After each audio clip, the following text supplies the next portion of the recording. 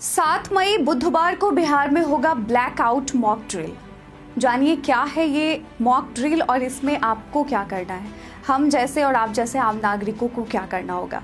तो भारत और पाकिस्तान के बीच बढ़ते तनाव के बीच भारत सरकार युद्ध जैसी संभावित आपात स्थिति से निपटने के लिए पूरी तैयारी कर रही है और इसी कड़ी में 7 मई बुधवार को देश भर में एक विशेष सिविल डिफेंस मॉक ड्रिल का आयोजन किया जा रहा है, जिसमें पटना समेत बिहार के 6 जिले पूर्णिया, कटिहार, अररिया, किशनगंज, बेगूसराय जिला शामिल है। पटना में 80 अलग अलग स्थानों पर सायरन बजेंगे और शाम 7 बजे से 7:10 तक 10 मिनट का ब्लैकआउट किया जाएगा।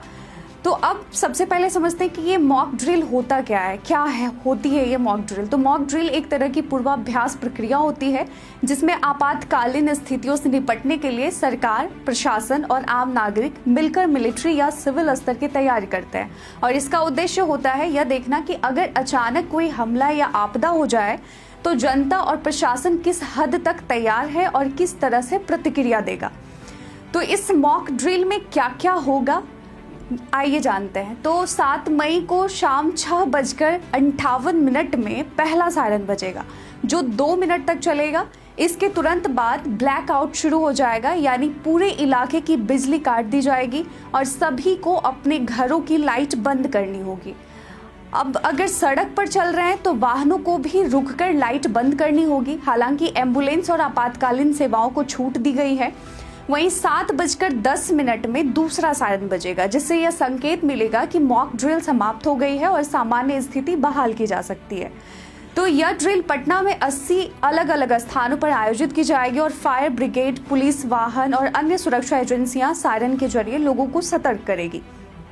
अब बात आती है कि ब्लैकआउट के दौरान क्या करना चाहिए आम नागरिकों को। तो सभी नागरिकों को अपने घर की लाइटें बंद रखनी है। यदि किसी वजह से लाइट जलानी पड़े, जैसे कि कोई बुजुर्ग की वजह से या फिर कोई बीमार है घर में उसकी वजह से या फिर कोई इमरजेंसी हो, तो खिड़की और दरवाजों पर मोटा पर्दा या कपड़ा डालें ताकि घर के अंदर की जो रोशनी है वो बाहर ना जाए।